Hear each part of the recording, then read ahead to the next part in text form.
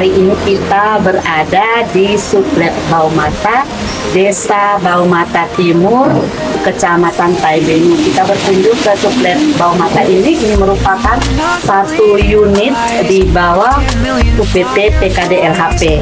Silakan kita hari ini bertemu dengan Bapak El Afnuri yang merupakan koordinator Sublet Baumata. Apa saja kegiatan di sini, Pak El? Baik, terima kasih. Dan pertama-tama saya mengucapkan terima kasih juga atas kunjungan Ibu Kepala UPTD beserta dengan teman-teman yang lain. Di sini kita membuat atau memproduksi bakulavirus. Itu fungsi kita utama, yaitu untuk pengendalian orites pada tanaman kelapa. Sebab kita di sini ya perkebunan, dan di sekitar sini pun banyak pohon kelapa yang harus kita kendalikan OPT yang ada, khususnya orites. Baik, jadi di Sublet Baumata ini secara khusus produksinya bakulavirus itu ya. Berarti ini juga bisa melayani apabila ada serangan orites di kabupaten lain, bagaimana caranya? Siap Ibu. Jadi kita mungkin menunggu surat yang disampaikan kepada UPTD dalam hal ini di Dinas Pertanian, baru kita diminta untuk membuat. Oh ya baik, mungkin kita ke dalam untuk kita melihat aktivitas yang biasa menjadi keseharian teman-teman di Sublet Baumata ini. Jadi ini toples-toples ini berisi apa saja? Apa saja aktivitasnya, Pak El? Jadi baik, terima kasih. Aktivitas yang kami lakukan untuk sementara, kita membuat ada beberapa toples. Sebagai contoh, ini ada contohnya Ibu. Ini diproduksi larvanya, larva dari kumbang orites yang kita ambil dari lapangan, lalu kita kembangkan di sini untuk dijadikan kumbang. Baik, jadi bagaimana cara mencari atau mendapatkan larva untuk kepentingan produksi bakulo ini? Ya, baik. Jadi kalau bisa, kalau kita belum ada kesempatan untuk kembangkan lewat telurnya, tapi kita ambil langsung dia punya larva di lapangan, lalu datang kita kembangkan di sini. Di mana tempat yang mudah untuk menemukan larva ini? Kalau yang gampang, menurut teman-teman, di pohon lontar. Oh ya, di pohon lontar saja. Berarti di tempat yang lain? Sampah-sampah ada juga, tapi paling banyak itu di pohon lontar. Apakah itu juga sulit atau mudah menemukan? Ya gampang-gampang susah. Gampang-gampang susah. Apakah itu membutuhkan biaya? Membutuhkan. Tetapi tidak banyak. Berarti bisa dilakukan. Ya. Saya pernah mendengar katanya banyak di tempat bekas gergaji. Ya. Serbuk ya. Serbuk gergaji. Sisa-sisa ataupun serasa penggergajian kayu. Ya. Benar seperti Ya, itu. yang benar Ibu.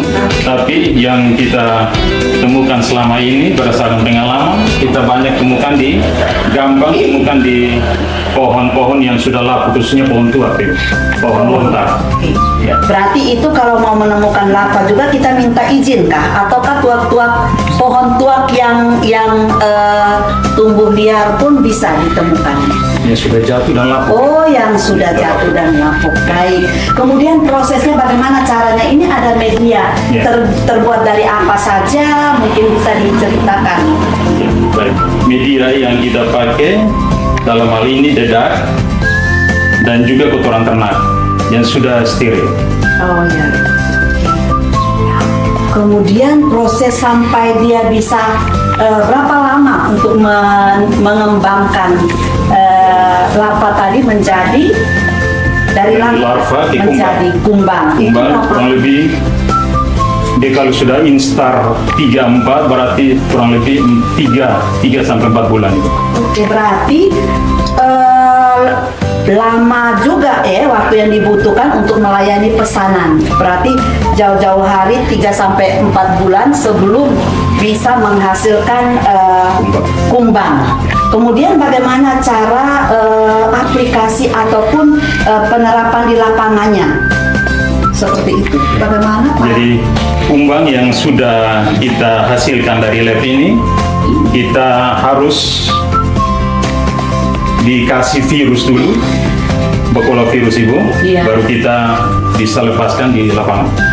Oke, baik. Dari mana kita memperoleh virus untuk kita tularkan ke kumbang ini atau larva ini? Jadi kalau menyangkut virus Ibu, Ya. bakulovirus kita sudah ada dari dulunya. Jadi setiap kali ada, kalau sudah 2-3 bulan begitu, kita harus peremajaan virus lagi dengan kembangkan larva yang ada dulu, kita kasih dengan virus, baru kita lanjutkan virus-virus yang ada dengan peremajaan supaya virus itu akan bertumbuh terus. Baik, kemudian ya apabila kita sudah larva ini sudah hidup dan berkembang menjadi kumbang, bagaimana cara kita melepasnya untuk pengendalian dan cara kerjanya di lapangan itu ketika kita lepas, bagaimana cara kerjanya? Jadi setelah dia sudah umur yang pas untuk kita bisa lepas, dia sudah menjadi kumbang Ibu, kita lepas di daerah-daerah yang terserang orites. Kita yang sudah terserang orites, Mungkin ciri-ciri terserang kita Terserang bisa, orites, ya. Kita bisa- ciri terserang orites itu. mungkin kita lihatnya gampang sekali Bu. Iya. Dia punya daun kelapa seperti terpotong gitu, terpotong. Dan kalau dia ditanam Bagian kecil, pucuk atau ujung atau seluruh daun? seluruh daun, dia akan terpotong. Dia akan terpotong seperti gunting begitu. Iya. Ya. Oke, kenapa dilepasnya tuh harus sore jam 5 jam 6 ke atas tuh kenapa harus jam-jam sekian Om El? Ya. Jadi kalau jam-jam begitu, waktu dilepas, pasti kumbang ini dalam posisi lapar juga itu. Dan sebagai makhluk hidup, dia punya insting makanannya di mana. Ya. Mungkin memang nyamannya di waktu sore begitu untuk ini kumbang itu dilepas, makanya waktu yang tepat adalah waktu sore. Baik Om El, kita melihat banyak sekali toples-toples yang disiapkan di rak ini. Ini gunanya apa saja Om El? Jadi toples-toples yang ada dipersiapkan untuk ketika ada yang pesan kumbang urites ini banyak Ibu, kita langsung membuat secara massal juga. Berarti satu toples berapa larva? Kita taruh 2 ekor larva. Jadi makanannya itu adalah dari bahan yang dedak itu. sama orang tanah. Baik. Sejauh ini apabila dikembangkan di dalam toples-toples ini, apakah kadang ada yang mati seperti itu? Ada yang mati. Baik, ini produksi bakulovirus juga memberikan kontribusi PAD bagi kami di UPT PKD LHP. Harga per ekornya berapa Om El? Harga per ekor dari bakulovirus sendiri, kumbang urites yang sudah diinokulasi dengan bakulovirus sendiri adalah Rp15.000 per ekor. Baik. Kita tahu bahwa di Nusa Tenggara Timur semua kabupaten memiliki tanaman kelapa, dan mungkin kita tidak menyadari bahwa serangan orites ini juga cukup menurunkan produksi. Kami saja sempat bertemu dengan teman di Kabupaten Sika yang menyatakan keprihatinan bahwa mungkin 20-30 tahun ke depan tanaman kelapa itu juga bisa hilang dari Kabupaten Sika. Tetapi karena kita sering menganggap bahwa masih 1-2 yang terserang, sehingga itu juga terluput. Mungkin ini juga catatan baik dari kita untuk bisa mengendalikan lebih awal sebelum satu luasan yang lebih besar terserang. Baik, mungkin itu saja dari kami UPT PKD LHP terus maju untuk pertanian berkelanjutan. Bersama kita